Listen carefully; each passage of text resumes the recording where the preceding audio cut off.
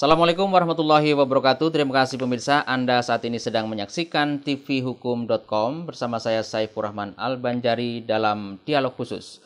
Topiknya kali ini adalah fidusia online dan nanti pada segmen berikutnya kita akan singgung sedikit tentang pembinaan narapidana. Tamu kita hari ini adalah Bapak Iwayan Kadusak. Beliau adalah Kepala Kantor Wilayah Kementerian Hukum dan HAM Provinsi Jawa Barat. Apa kabar Pak Wayan? Baik, sehat. Sehat-sehat saja ya. Alhamdulillah. Kelihatannya hari-hari ini sangat sibuk untuk mensosialisasikan fidusia online. Mungkin publik juga belum tahu apa ini fidusia online. Fidusia online itu sebenarnya sesuai dengan Undang-Undang Fidusia Nomor 42 Tahun 1999 itu mengenai setiap melakukan pendaftaran fidusia itu harus dilakukan di kantor wilayah. Selama ini dengan manual, jadi notaris datang ke kantor wilayah untuk mendaftarkan, tapi dengan ada kemajuan IT sekarang itu bisa online langsung ke Direktorat Jenderal AHU. Oke, jadi ini secara online saja prosesnya. Tapi tentang fidusia itu sendiri sesungguhnya apa? Jaminan atau apa? Fidusia sendiri itu kan sebenarnya pengalihan jaminan ya, penguasaan dari seseorang kepada orang lain dengan objek barangnya tetap menjadi milik yang pertama. Kalau misalnya barang ini difidusiakan, didaftarkan, apa manfaatnya atau konsekuensi hukumnya? Pertama tentunya adalah untuk perlindungan hukum, baik sebagai kreditor maupun debitor. Perlindungan hukum bagi masyarakat lah yang memerlukan hal itu. Nah ini yang inti utamanya. Jadi harus didaftarkan di kantor fidusia. Bapak bisa memberikan contoh soal leasing itu? Ya. Dalam hal ini kan leasing itu memberikan jasa sebetulnya kepada masyarakat ya untuk memperoleh suatu barang dengan jaminan tertentu. Nah untuk mengikat bahwa tidak terjadi wan prestasi antara leasing dengan kliennya itu ya tentu harus didaftarkan fidusia sesuai dengan Undang-Undang Jaminan Fidusia. Konsekuensinya kalau didaftarkan nanti kalau wan prestasi bisa di? Nah pertama dengan adanya sertifikat fidusia ini, pendaftaran ini, jadi untuk leasing sendiri, dia bisa melakukan eksekusi sesuai dengan manfaat daripada sertifikat itu, ya sesuai dengan pasal 15 dalam Undang-Undang Jaminan Fidusia itu sifatnya kan eksekutorial gitu. Nah bagi pihak debitor itu kan dia bisa terlindungi. Jadi si kreditor juga tidak semena-mena bisa menarik barangnya itu tanpa adanya sertifikat itu. Oh, jadi kekuatan sertifikat ini yang memiliki kekuatan eksekutorial. Jadi betul. dengan orang memegang sertifikat fidusia, kalau dia wan prestasi bisa langsung ditarik barangnya. Iya. Dalam praktek sekarang atau selama ini biasanya kan orang kalau misalnya wan prestasi, misalnya janjinya setiap bulan nyicil sekian, sudah 2 kali, 3 kali nggak ngangsur, langsung main tarik barang.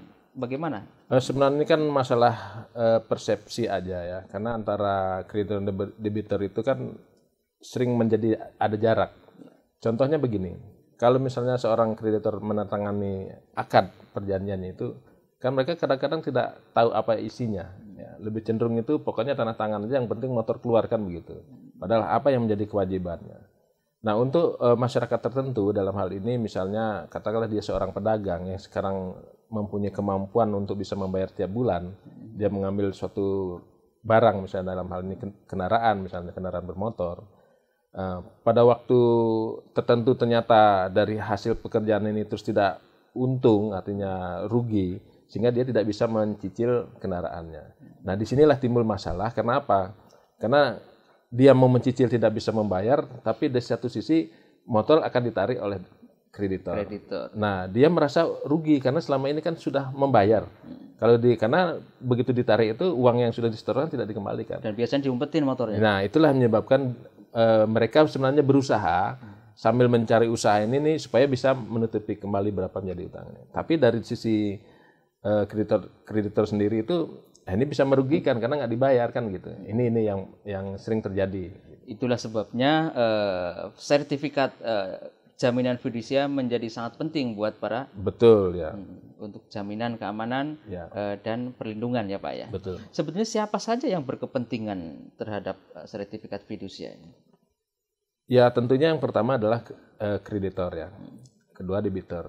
Kedua dalam hal ini pemerintah. Kenapa pemerintah berkepentingan? Satu ya pemerintah harus melindungi warga negaranya. Kedua dari situ kan juga sesuai dengan ketentuan mendapatkan PNBP ya. Jadi ini yang digunakan juga untuk nanti pelayanan kepada masyarakat itu sendiri. Oke, sebetulnya barang apa saja yang bisa dijaminkan dengan fidusia? Semua barang bisa dijaminkan kecuali yang semacam hipotek. Hipotek yang baik bergerak maupun tidak bergerak. Jadi dalam praktek selama ini yang difidusiakan apa aja? Yang selama ini itu kebanyakan adalah kendaraan bermotor. Ya mulai dari roda 2, roda 4, ya semua jenis kendaraan bermotor lah. Lalu untuk barang-barang lainnya di Jawa Barat ini belum ada lah itu. Tadi dipersoalkan sebetulnya sejak kapan suatu perjanjian bisa dikatakan one prestasi sehingga dengan sertifikat fidusia barang bisa ditarik, dieksekusi. Kalau itu kan sesuai dengan klausul lah yang dalam perjanjian itu. Tapi kalau fidusia itu berlaku itu sejak didaftarkan. Oh, sejak didaftarkan. Ya, karena itu. Ya, kalau misalnya one prestasi itu klausulanya yang di dalam itu sejak kapan. Nah, ini yang sering tidak disampaikan.